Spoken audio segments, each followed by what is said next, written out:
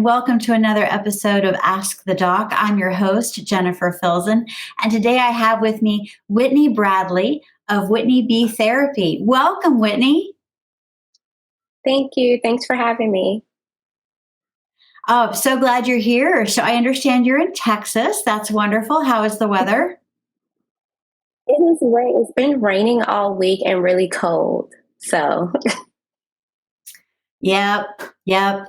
I know it happens, but you're so lucky where you are. And you know what? I know a little bit about what you do in your therapy work, but it's great stuff. I want to hear from you.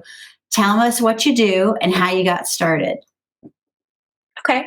So I am a licensed marriage and family therapist associate in Texas, which means that I see a clinical supervisor once a week to discuss my cases. I do individual, couples, and family therapy. I'm a systems therapist, which means that I don't look at just symptom reduction. I look at the root cause of the problem. So a lot of times people are struggling and the symptoms may occur in their lives. That could be anxiety, lack of sleep, can't concentrate. So my goal is not to just focus on how we can reduce the symptoms, but what is going on in your life that are creating these issues in your life.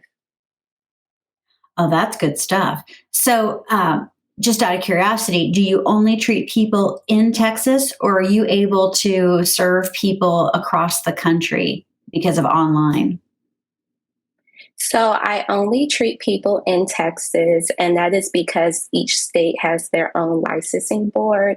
So in order to provide therapy, whether you're MFT, LPC, LCSW, you have to get approval from each individual state licensing board. So right now I'm only approved to work in Texas as an associate license. Once I'm fully licensed, I may look at servicing other states, but it is a long, tedious process to go through. Oh yeah, I totally understand, and I applaud that you are focusing on what you've got right now, because you're right. It's so interesting, isn't it, with telehealth, that various people, if they're licensed, of course, that they can do things online, and you don't necessarily have to see people in person. But I love what you're doing. So now everyone has a background story, as to why they get into these things, and I'm so curious. What is your why? Okay. So I started my undergraduate degree is in psychology. I took a psychology class in high school and I fell in love with it. So I went to school, I graduated, but I ended up working in HR. I have probably over 10 years of HR experience, from payroll specialist to leave auditing to payroll coordinator. And I decided to go back to school several years later. And I have a heart for people. I used to say that I hated seeing people hurt, and that's how I got started in the field. And then doing the work and going through the program and going through my own therapy, I realized that hurting was a part of the process. So going to school, it really not just gave me the tools to be able to help other people, but also put me at a place to grow myself while I was in school. Good for you. I love that. So now, do you have any success stories that you can share? Because I mean, you're helping people from stopping hurting, right? I'm so curious. Tell us some of the victories that you've seen in your practice. Well, I would say I can say in general, because of confidentiality, I think one of the biggest things for me is just people falling in love with themselves over again. A lot of times people want to change this or want to create these modifications for themselves to be pleasing to other people, to get other people's approval and validation, and just giving them the space to not be okay and deal with feelings that may seem ugly and strong or and judgmental, by giving them that space to heal and also figure out or just see how wonderful a person they already are. So a lot of times I say it's not about making you like version 2.0 of yourself, but for you to improve the dissonance between who you are and who you want to be, and no longer get your identity from external accomplishments, but just realizing what a wonderful person you are. And I think from that space is where you can grow in which you can still have the external accomplishments, whether it's degree, whether it's the financial amount, but none of that means anything if you don't love yourself as a person. You are doing some fantastic work. I love it. Now, are you working primarily with individuals or with couples, or is it a mixture of both?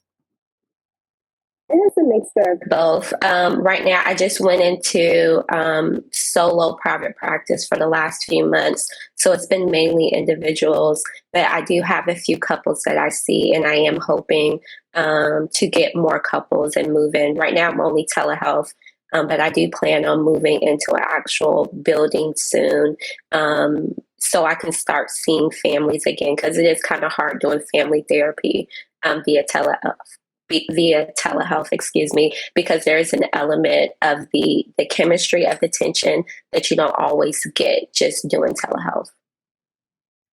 So true, right? Yeah, that's true. I never thought about that. When you see people in person, you can read their body language a whole lot better, Absolutely. and can the inflections of their voice and so on, and then how they interact with each other. Do you see any eye rolling, or how they're positioned? Fascinating. I love what you're doing. So, if people want to find you and work with you, how do they do so? Okay. You can go to my website at whitneybtherapy.com, and you can book a free consultation through my booking portal, or you can just send me an email at therapy at Whitney B Therapy.